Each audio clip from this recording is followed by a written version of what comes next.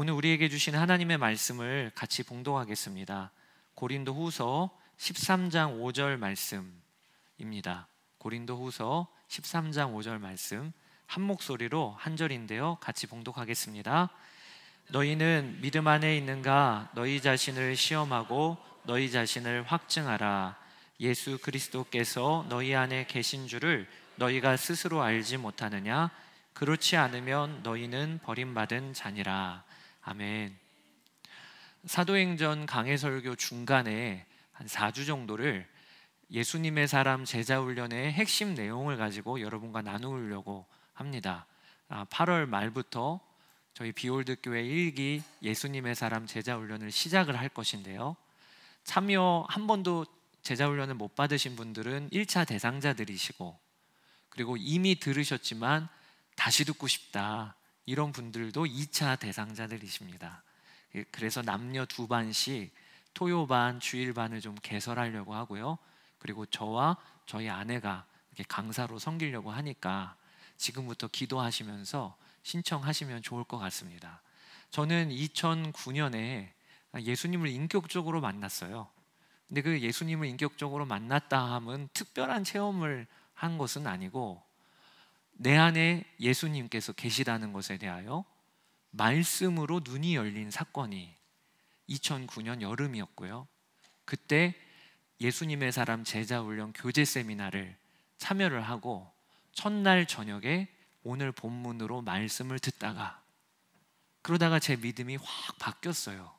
그리고 그 이후로부터 지금 한 15년간을 내 안에 계신 예수님에 대한 믿음을 붙잡고, 그리고 신앙생활, 목회생활을 해오고 있기 때문에 오늘 말씀은 저에게는 인생 말씀이고요, 지금도 붙들고 있는 말씀입니다. 여러분, 복음 중에 복음은 예수님이 내 안에 계시다는 거예요. 마태복음 1장에 보면 예수님의 이름이 우리를, 죄인들을 죄에서 구원하실 구원자이신 예수라는 이름이 있고, 또 하나의 이름을 하나님께서 알려주시기를 임마누엘이라 하셨어요. 근데 그 임마누엘은 하나님이 우리와 함께 계시다라는 뜻이 예수님의 이름입니다. 사람의 이름은 그 사람의 정체성을 드러내는 거잖아요. 예수님의 가장 그분이 누구시냐? 우리와 함께 하시는 하나님이신 거예요. 그래서 이 임마누엘 신앙은 우리가 예수님을 믿는 성도라고 한다면 우리의 삶의 가장 핵심이고 지탱해주는 믿음인 거지요. 여러분께 질문 하나 드리고 싶어요. 여러분 정말 예수님이 함께 계심을 믿으십니까? 그리고 이 임마누엘 복음을 누리고 계세요? 많은 분들이 머리로는 임마누엘 압니다. 예수님 함께 계시다고도 압니다. 그런데 누리지 못하는 경우가 많아요. 그 증거가 서로 싸우는 거예요. 교회 안에서도 싸우고요, 가정 안에서도 싸우고요, 그리고 마음에 원망과 불평이 가득하고, 그리고 은밀한 시간에는 은밀한 죄가 이겨지지를 않는 거예요. 쓸데없는 생각, 허황된 생각 뿐만 아니라 너무 소름 돋는 생각까지 벌어질 때가 얼마나 많은지. 왜 그런가? 이 믿음이 흔들려 있기 때문에 그래요. 예수님이 나와 함께 계시다는 믿음. 죄 짓기 어렵습니까? 죄 안 짓는 것이 어렵습니까? 그러면 많은 이들이 죄 안 짓는 게 어렵다고 해요. 어떻게 죄 안 지으며 살 수 있어요? 그런데 여러분, 우리 그리스도인들은요, 죄 짓는 게 어려운 사람들이 그리스도인인 거예요. 왜 그러냐면 주님이 함께 계시니까요. 아무리 죄의 유혹이 강해도 함께 누가 내 옆에 있으면요, 은밀하게 음란한 것에 못 빠집니다. 여기 컴퓨터 한 대 갖다 놓고, 목사님 저 요즘에 음란물에 너무 빠져서 중독이 되어서, 혹은 약물 중독이 되어서 요즘에 너무 힘들어요. 그러면 이 앞에 컴퓨터 갖다 놓고, 그럼 여기서 해보세요. 그렇게 할 사람이 누가 있겠어요? 다 지켜보고 있는데. 그런데 여러분, 예수님이 우리를 지켜보고 계세요. 히브리서 12장에 보면 허다한 많은 증인들이 우리를 지켜보고 계세요. 이게 진짜 믿어진다면 그러면 죄 짓는 게 어렵죠. 제가 오늘 집에 신방을 같이 갑니다. 예배 후에 같이 가시죠. 그리고 오늘 저녁 식사를 같이 하기로 했어요. 담임 목사를 데리고 집으로 가서 부부가 마음에 안 드니까 당신 이게 뭐야 하면서 싸우실 분이 계실까요? 싸우고 싶은 마음은 있어도 일단 목사님 가시고 그리고 두고 봐, 그렇게 하시지 않겠어요? 목사님을 모시고 있는 그 순간은 싸울 마음이 안 들죠. 절제가 되지요. 예수님이 나와 함께 계시다고 하는 게 정말 믿어지면, 그러면 죄의 유혹이 와도 절제가 되는 거예요. 왜? 왕이신 주님이 지켜보시잖아. 허다한 많은 증인들이 우리를 보고 있잖아. 이게 우리의 삶을 바꾸는 믿음인 거예요. 그러면 여러분, 예수님이 우리 안에 어떻게 거하실 수 있으십니까? 성령님으로 거하세요. 로마서 8장에 보면 성령님을 하나님의 영이라고도 호칭을 하고 예수님의 영이라고도 호칭을 합니다. 그래서 성령님이 우리 안에 계신 것을 예수님이 계시다고 성경은 표현하고 있어요. 이 자리에, 오늘 예배 자리에 나오신 우리 성도님들은 성령님을 모시고 있습니다. 그래서 우리가 어디를 가더라도 내 안에 예수님이 계셔, 예수님이 나와 함께 하셔, 이렇게 우리는 담대하게 고백을 할 수 있는 거지요. 이 믿음으로 교회는 세워지는 거예요.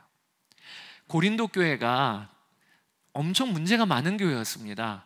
지난주에 우리가 신약 성경 통독을 하면서 고린도 전서도 읽어보고 후서도 읽어보니까 정말 문제 많은 교회가 고린도 교회예요. 교인들끼리 다퉈서 세상 법정에 고발도 했고요. 그리고 그 부모의 아내를 탐하는 아들도 있었어요. 이 얼마나 악하고 부끄러운 행동입니까? 그리고 은사는 많이 나타났지만 그로 인하여 은사가 얼마나 횡행했는지 교회가 혼란스러웠던 것이 고린도 교회였어요. 그런데 사도 바울이 고린도 교회에 편지를 쓰면서 고린도 교회 교인들을 향하여 내린 처방이 딱 하나입니다. 예수님이 너와 함께 계시다. 예수님이 교회 안에 함께 계시다. 이 믿음을 분명히 하라. 그게 고린도전서 3장 16절 같이 한번 읽어볼까요? 너희는 너희가 하나님의 성전인 것과 하나님의 성령이 너희 안에 계시는 것을 알지 못하느냐. 고린도후서 13장 5절 너희는 믿음 안에 있는가? 너희 자신을 시험하고 너희 자신을 확증하라. 예수 그리스도께서 너희 안에 계신 줄을 너희가 스스로 알지 못하느냐? 그렇지 않으면 너희는 버림받은 자니라. 사도 바울이 고린도 교회가 그렇게 혼란스럽고 교회가 무너져 있을 때 어떤 믿음 위에 다시 세우기를 원했냐? 너희가 하나님의 성전인 것을 알지 못하느냐? 하나님의 성령이 너희 안에 계시다. 너희는 믿음 안에 있는가? 너희 자신을 시험하고 확증하라 하면서 그 믿음이 무엇인가? 예수 그리스도께서 너희 안에 계신 것을 너희가 알지 못하느냐? 그러면서 그렇지 않으면 버림받은 자라는 거예요. 그러니까 내가 진짜 믿는가? 믿음이 뭔가? 지난주에는 저희가 요한복음 3장 16절을 통해서 하나님이 나를 이처럼 사랑하사 독생자를 주신 그 사랑을 받아들이는 것이 믿음이라고 했어요. 근데 오늘 두 번째 믿음은 무엇인가? 예수 그리스도께서 내 안에 계신 것을 믿는 걸 믿음이라고 하는 거예요. 그래서 우리가 밖에 나가서 불신자들과 만났습니다. 교회 다닌다고요? 네, 교회 다닙니다. 믿으신다고요? 네, 믿죠. 뭘 믿습니까? 이럴 때 우리는 이렇게 대답하는 거예요. 예수님께서 지금도 살아계셔서 나와 함께 계신 걸 믿습니다. 이게 우리의 믿음인 거예요. 대천덕 신부님이 강원도 태백에 예수원을 설립을 하고 1970년대, 80년대 이때는 교통편도 좋지 않아서 마을에 버스 한 대 들어가는, 그러니까 어느 날은 버스 타고 들어갔는데 마을까지는 갔는데 버스 시간이 늦어져서 벌써 해가 어둑어둑 지는 거예요. 산길을 올라서 예수원으로 가야 되는데 오히려 마을 주민들이 걱정을 하기를, 아유 신부님 지금 날씨가 어두워지는데 이 어두운 밤길을 걸어서 올라가면 들짐승 만나면 위험합니다. 가지 마세요. 그랬더니 이 대천덕 신부님이 대답하시기를 걱정 마세요. 저는 함께 가는 사람이 있습니다. 누군데요? 예수님이 함께 가십니다. 그리고 그 마을 주민들에게 별명이 붙여지기를 대천동 신부님은 예수와 함께 다니는 사람. 근데 여러분, 그 별명이 우리예요. 우리는 누군가 예수와 함께 다니는 사람. 직장도 예수님과 함께 다니고, 가정에 들어가도 예수님과 함께 들어가고, 이게 그리스도인이에요. 그러면 여러분, 어떻게 하면 예수님이 내 안에 계시다는 이 믿음을 굳건히 붙들 수 있는 겁니까? 오늘 그 말씀을 여러분과 나누려고 해요. 제자훈련 교재에도 보면 나오지요. 말씀 위에 세워야 되는 거예요. 내 믿음을요.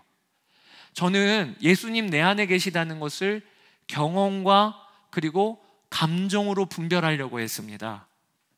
경험이 특별해요. 중학교 2학년 때 방언을 받았어요. 그러면 맞아, 내 안에 주님이 계시네, 그런 식으로 생각했어요. 또 수련회에 참여하고 부흥회에 참여해서 은혜를 받으면 감정이 뜨겁죠. 그러면 그때는 예수님이 내 안에 계셔요. 그런데 수련회 끝나면 일주일만 지나 보세요. 내 안에 계신 예수님이 돌아가세요. 그리고 언제 부활하시죠? 겨울 수련회 때 부활하셔요. 그 전까지는 계신 거야 안 계신 거야 흔들려요. 왜 그런가? 늘 내 감정에 의존하고 내 경험에 의지해서 예수님이 내 안에 계신 걸 판단하려고 했기 때문에 많은 성도들이 그와 같이 신앙생활을 해요.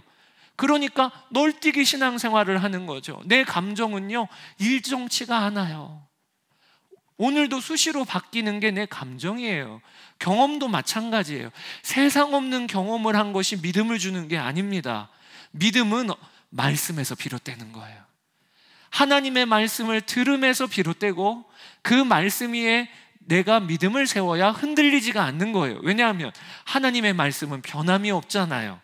하나님의 말씀에 성령님이 내 안에 계시면 나타나는 증거들을 기록해 놓으셨어요. 그래서 우리는 그 말씀을 의지해서 내 안에 계시네, 우리가 확인할 수 있는 것입니다. 제자훈련 교재에는 7가지로 나와 있는데 오늘은 5가지를 살펴보도록 할게요. 첫 번째, 성령님이 내 안에 계시면 예수님을 주님이라고 고백을 합니다. 하나님 말씀 같이 읽어볼게요. 고린도전서 12장 3절. 그러므로 내가 너희에게 알리노니 하나님의 영으로 말하는 자는 누구든지 예수를 저주할 자라 하지 아니하고 또 성령으로 아니하고는 누구든지 예수를 주시라 할 수 없느니라. 분명히 성경 말씀에 성령으로 아니하고는 예수를 주시라 할 수 없다, 그렇게 되어 있어요.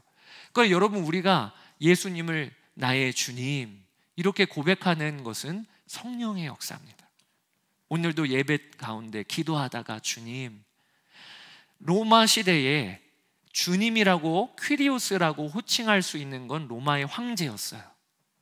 그런데 그리스도인들은 로마 황제에게 퀴리오스라고 하지 않고 나사렛 예수님에게 주님이라고 호칭을 했습니다. 그렇게 호칭을 하면 목숨을 거는 위협 가운데 빠질 수 있는 거예요. 왕이 다르니까요. 그럼에도 불구하고 그들은 예수님을 주님이라고 고백을 했습니다. 지금도 우리의 지척지간에 있는 북한 땅으로 들어가면 예수님을 주님이라고 고백하는 순간 내 목숨은 담보가 안 됩니다.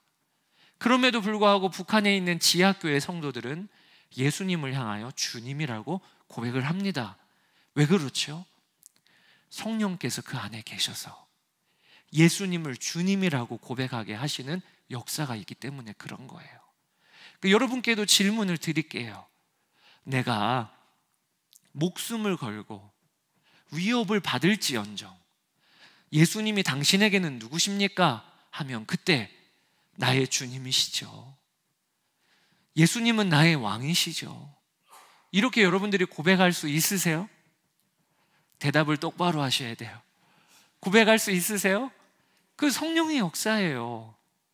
저는 모태신앙이었고 믿는 가정에서 태어나 자랐기 때문에 말 배울 때부터 예수님 주님이라고 했습니다. 기억이 안 나요. 언제부터 예수님을 주님이라고 했는지. 그러니까 처음에 이 말씀을 접했을 때 와닿지가 않더라고요. 나는 문화적인 요소로 예수님을 주님이라고 어렸을 때부터 고백하고 특별한 결단이 있었던 것이 아닌데, 그런데 내가 주님이라고 고백하는 게 성령의 역사라고 하니까 이게 마음에 잘 와닿지 않더라고요. 그러다가 예수님을 주님이라고 고백하는 이 일이 얼마나 복되고 나의 생명의 고백인지를 경험했던 경험이 있어요. 그것이 제가 결혼한 지 2년이 되었을 때 어느 한 날 집에 들어갔는데 저희 아내가요, 얼굴이 흑색인 거예요. 그러면서 저한테 뭐라고 이야기했냐면, 놀라지 마세요, 우리 이혼합시다. 그랬어요. 우리 이혼합시다. 결혼한 지 2년이 되고 큰 딸을 낳아서 기르고 있을 때 너무 깜짝 놀랐어요. 왜 그런가? 저희 아내가 저랑 못 살겠대요. 왜 못 사냐? 새벽에 나가면 그러면 자정이 되어서 들어오는 거예요. 제가 그 당시 중고등부 사역을 하고 있었는데 저는 주의 일 감당하는 게, 가정도 내팽겨치면서 하는 게, 그게 사역자의 본분이라고 생각했어요. 선배 목사님들이 그 목회 이야기를 들려주시면 항상 가정 못 돌본 이야기를 하시더라고요. 자녀 예쁠 때 못 돌본 이야기를 하시더라고요. 목회는 저렇게 하는 거구나. 새벽부터 저녁까지 아이들 쫓아다니면서, 그리고 또 쉬는 날에는 아이들 데리고 수련회 다니면서, 그러니까 신혼 때인 우리 아내에게는 얼마나 그 시간이 외로운 시간이었을까. 아이를 낳고 키우는데 남편은 안 들어와요. 그러니 어느 날 우울증에 빠졌어요. 그리고 죽고 싶은 생각이 들고, 그래서 결혼한 지 2년 만에 처가로 내려갔다니까요. 저희 아내가 장인어른이 데리고 가셨어요. 그때 저도 너무 충격이었어요. 나는 좋은 남편인 줄 알았는데, 나는 삶을 잘 살고 있다고 생각을 했는데, 아니 이게 이혼 위기에 닥친 이 가정의 결과가 이게 뭔가. 그리고 보니까 뭐가 문제인지가 알게 되었어요. 열심을 내어 주를 따른다고 하는 그 모든 일이 내 방식대로, 내 법대로 그렇게 신앙생활을 하고 가정을 이루었던 거예요. 아내를 사랑한다고 하는 그 사랑도 아내 기준대로 사랑하는 게 아니고 내 방식대로, 내 법대로 사랑하니까 가장 가까운 아내에게도 상처를 주는 게 저더라고요. 그때 비로소 죄가 무엇인지를 깨달았어요.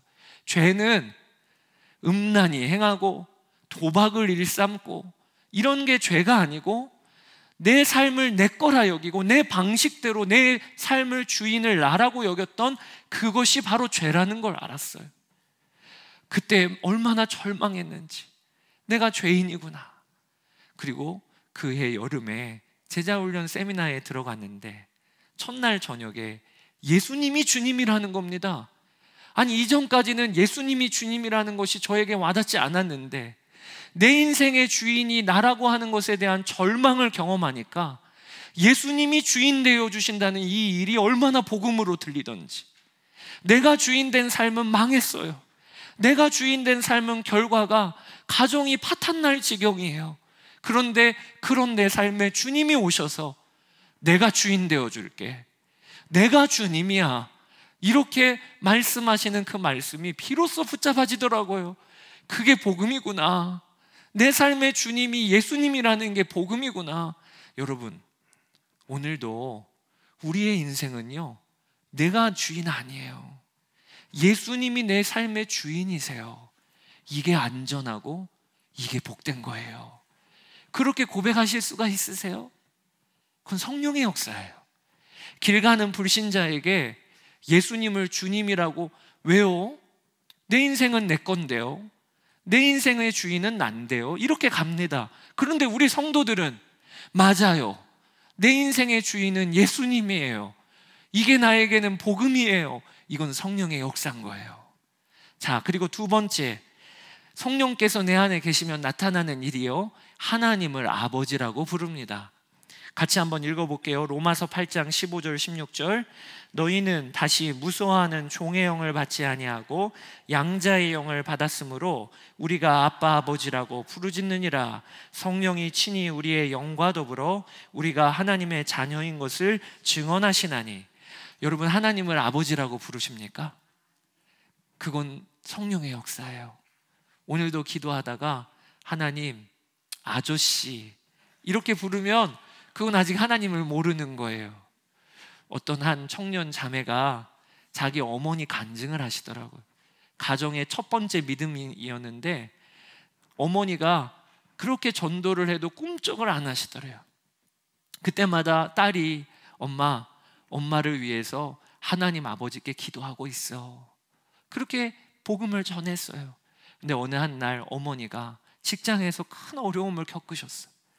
그래서 마음이 무너지고 관계가 틀어지고 고생을 하는 거죠. 딸이 집에 들어왔는데 뜻밖의 말씀을 하시더래요. 하나님 아저씨한테 기도 좀 해달라. 어머니가 자기 아버지라고 부르기는 어려운 거예요. 거기 아저씨, 하나님 아저씨 있잖아. 네가 아버지라고 부르는 그 아저씨한테 기도 좀 해달라. 그것만도 얼마나 감사한지 그 딸이 어머니 손 붙잡고 그렇게 기도를 해줬대요.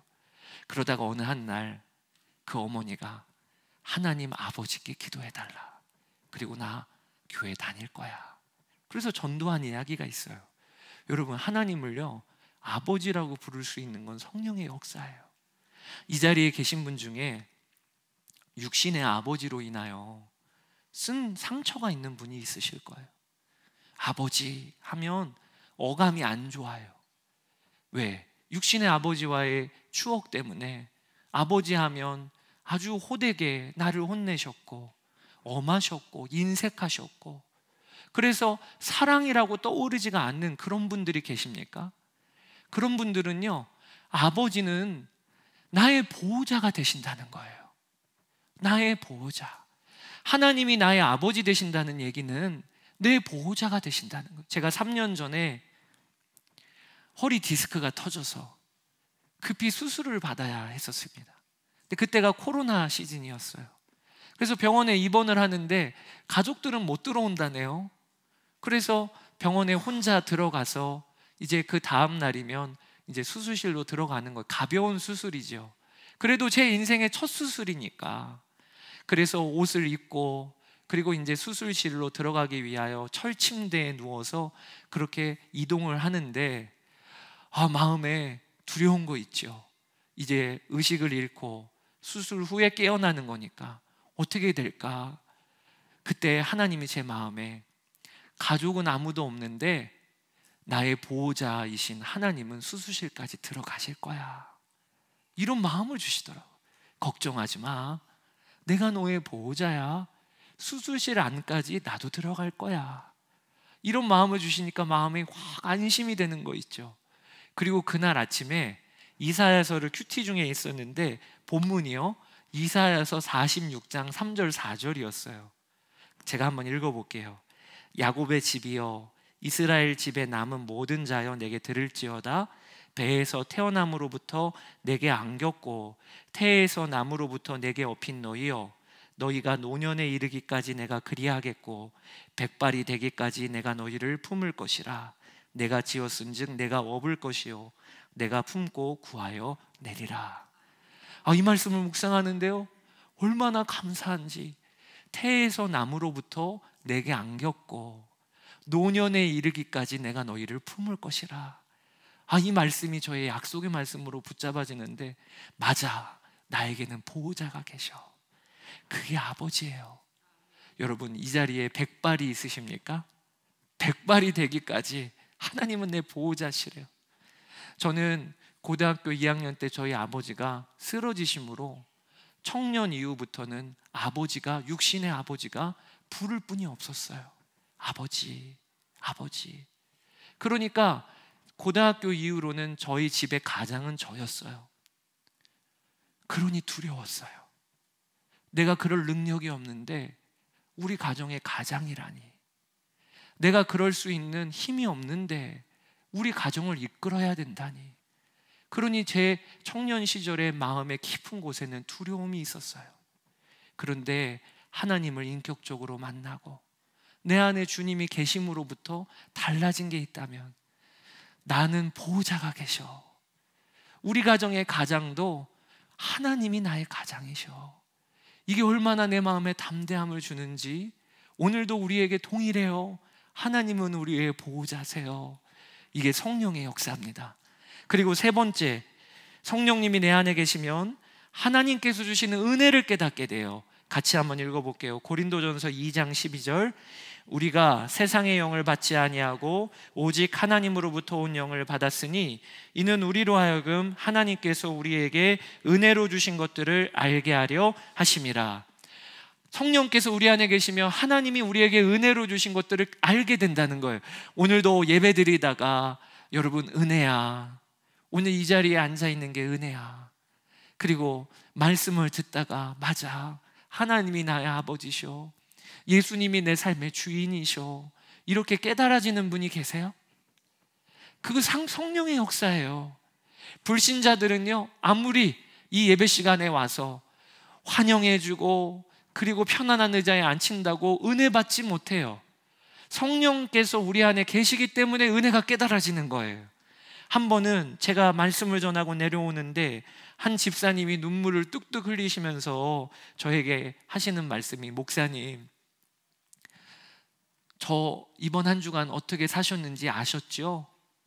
오늘 말씀 저에게 주시는 말씀이지요? 감사해요. 제가 놀랐어요.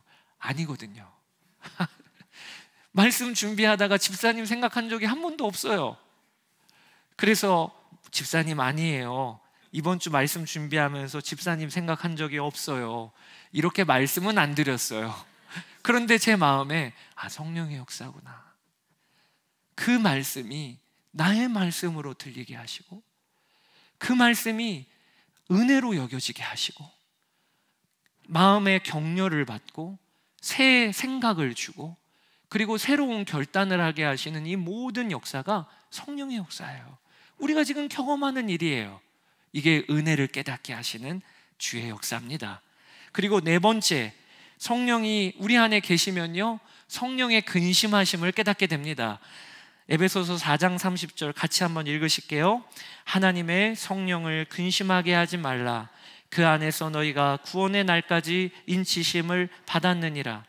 여러분, 성령님이 우리 안에 오시면요, 일어나는 변화가 하나가 있어요. 그게 무엇이냐면 이전에 경험하지 못했던 근심을 경험한다는 거예요. 예수님을 믿기 전에 우리는 근심했던 것은 무엇을 먹을까, 무엇을 입을까, 무엇을 마실까, 이것만 근심했어요. 어떻게 하면 더 크고 좋은 집 살까, 어떻게 하면 더 높은 명예에 올라갈까, 이것만 근심이었어요. 그런데 예수님을 모시고 나서부터는 근심이 달라지기를, 예배를 못 드리면 근심이 돼요. 하나님의 말씀대로 순종하지 못하면 근심이 돼요. 말씀과 기도 생활을 떠나 있으면 근심이 돼요. 이런 근심이 왜 일어나는 거지요? 우리 안에 성령께서 근심하고 있기 때문에 그 근심을 느끼는 거예요. 여러분들이 오늘도 혹은 지난 한 주간에도 성령의 근심 가운데 겪고 느끼신 분이 있다면, 그러면 내 안에 주님이 떠나 계신 게 아니라 내 안에 오셔서 역사하고 계신 거예요. 제가 간증을 하나 드렸지만 2009년에 저는 절망을 경험했어요. 저희 아내는 우울증에 걸려서 못 살겠다고 하지요. 그리고 저의 개인적인 삶에는 은밀한 죄를 이기지를 못했어요. 그렇게 성도들 앞에서는 말씀을 전하고 중고등부 아이들을 데리고는 열심히 사역했지만 혼자 있는 시간에는 폭력적인 영화를 보고 쓸데없는 영상을 보고 그러다가 슬쩍슬쩍 은밀한 것에 빠지기도 하다가, 그런 죄가 매주 반복이 되니까 제 마음에 어떤 마음이 드냐면, 야, 나는 가식적이야. 이런 나를 하나님이 보실 때 얼마나 가소롭게 여기실까, 얼마나 더럽게 여기실까, 그런 마음이 제 안에 있었어요. 그런데 2009년 여름에 하나님의 말씀이 그 제자훈련 세미나 때 하나하나 선포되어지는데, 이 에베소서 4장 30절, 성령을 근심하게 하지 말라, 이 말씀이 선포되어지는데 이 말씀이 저에게 이렇게 질문하시는 것 같은 거예요. 죄 지을 때, 가정에서 가정이 깨어질 것 같을 때 너의 마음이 어땠니? 제 마음이 편안치가 않았어요. 은밀한 죄를 지으면 그게 너무 괴로웠어요. 하나님을 떠난 것 같은 그때 제 마음이 너무 괴롭고 슬펐어요. 그때 성령께서 저에게 또 물어보셨어요. 그 마음이 누구의 마음이니? 그 마음이 누구의 마음이며 누구의 슬픔이며 누구의 근심이니? 그러면서 성령께서 내 안에 계시기 때문에 그 일이 일어난다는 것을 깨닫게 해주셨어요. 저는 이전까지 죄 가운데 빠져있고 쓰러질 때면 이런 내 안에 주님이 계실 리가 없어, 주님이 나와 함께 계시다면 내가 이럴 수 없어, 이렇게 생각을 했는데 말씀으로 다시 한번 주님께서 저를 바로잡아 주시기를, 아니야, 근심하고 슬프다면 성령께서 내 안에 계신 증거 중에 증거야, 이걸 깨닫게 해주시니까요, 그날 저녁에 이 말씀 앞에 제가 고꾸라진 거예요. 내 안에 계시구나, 내 안에 역사하고 계시구나. 그리고 이어져서 선포된 말씀이 빌립보서 2장 13절 말씀이에요. 같이 한번 읽어보실게요. 너희 안에서 행하시는 이는 하나님이시니 자기의 기쁘신 뜻을 위하여 너희에게 소원을 두고 행하게 하시나니. 여러분, 우리 안에 성령께서 계시면 어떤 일을 이루시냐? 자기의 기쁘신 소원을 우리 안에 품게 하시고 행하게 하신다는 거예요. 이 말씀이 선포되어지는데요, 제가 은밀한 죄로 인하여 넘어지고 무너져 있을 그때에도, 우리 가정이 파탄날 지경에 이르렀을 그때에도 제 마음에 어떤 소원이 있었냐? 이런 나라도 하나님을 기쁘시게 해드리고 싶어, 이런 나라도 하나님께서 종으로 불러주셨는데 바른 종의 길을 가고 싶어 라는 소원이 있었거든요. 그 소원이 성령이 내 안에 계신 증거라는 거예요. 이 말씀이 저에게 도장을 찍어줬어요. 내 안에 주님이 계시구나. 사랑하는 성도 여러분, 오늘 예배의 자리에 나오신 여러분들의 마음에 내가 하나님의 말씀대로 이번 한 주간을 살고 싶다, 하나님의 자녀로서 이 땅에 살면서 성령 충만으로 살고 싶다, 죄를 떠나고 멀리하고 나도 말씀의 증인으로 살고 싶다, 이런 마음의 소원이 있으세요? 이런 마음의 소원이 누구로부터 오는 겁니까? 성령께서 우리에게 자기의 기쁘신 소원을 두고 행하게 하시는 거예요. 제가 이 말씀이 선포되어지면서 말씀 앞에 고꾸라지고 이제는 핑계댈 게 없어요.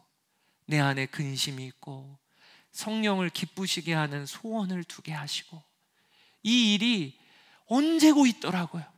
언제고 이 역사 가운데 나는 살고 있더라고요. 그러니까 감정이 요동을 쳐도, 경험이 없어도 말씀의 증거는 분명하니, 그러니 그 이후로 15년 동안 주님은 내 안에 계시다, 이게 저의 노래가 되었고 찬양으로 살았고 이 고백으로 살았고, 그러면서 보니까 어느새 이 믿음이 저에게 흔들리지 않는 믿음이 되었어요.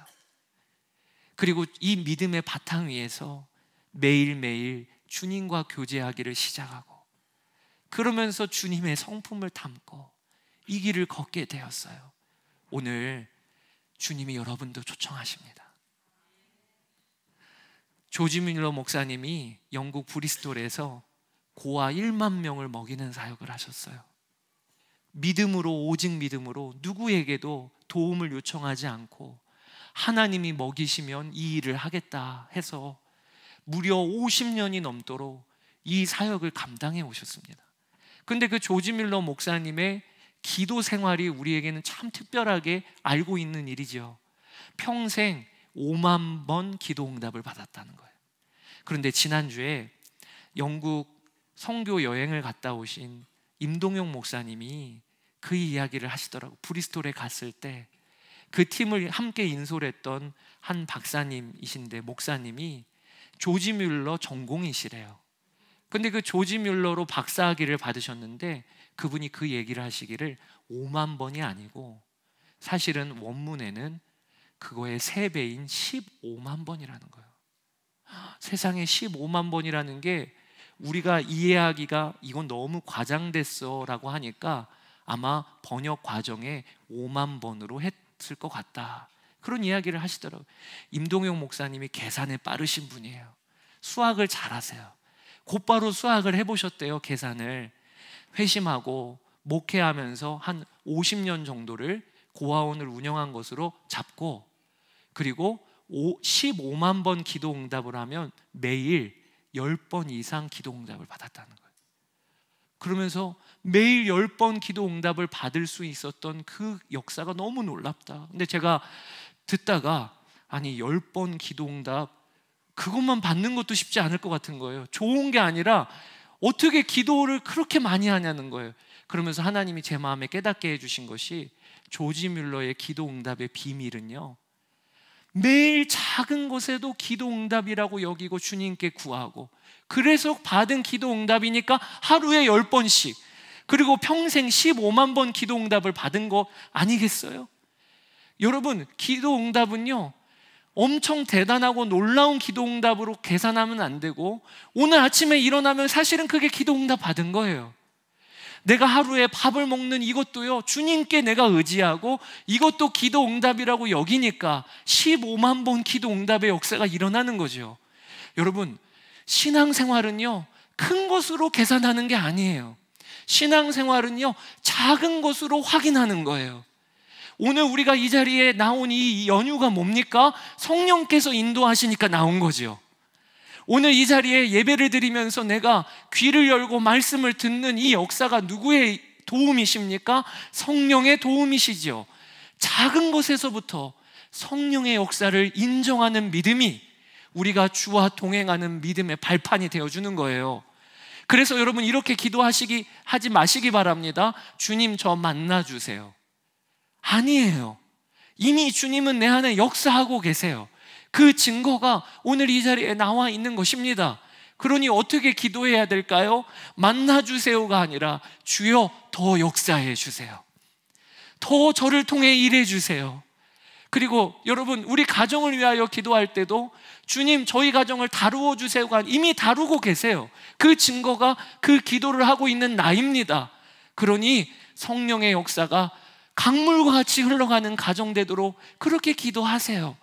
그렇게 우리의 관점이 바뀌는 것으로부터 우리의 믿음 생활이 달라집니다. 이번 한 주간도 그런 여러분 되시기를 주의 이름으로 축복합니다.